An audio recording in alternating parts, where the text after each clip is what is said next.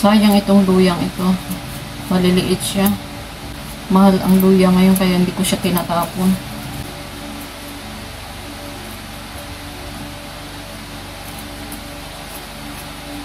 Cute.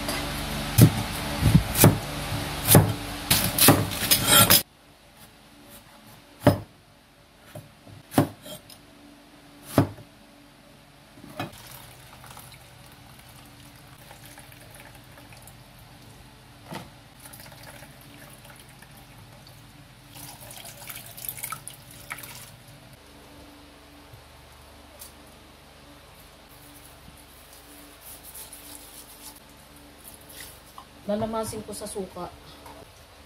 Parang pinapaliguan nyo siya. Hindi na madulas kasi ano natin ng suka.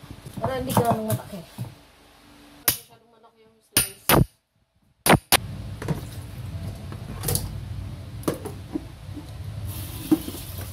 Ang gitna.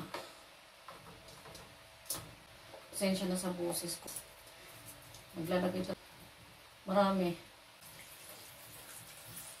Crushed pepper. Pilihan kita. Powder na paminta. Yun ang tilapia. Ayan, sarap yung may asim-asim. Sarap.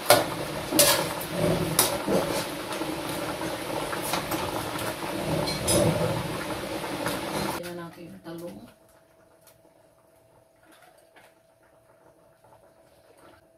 Yung unang gata. Okay.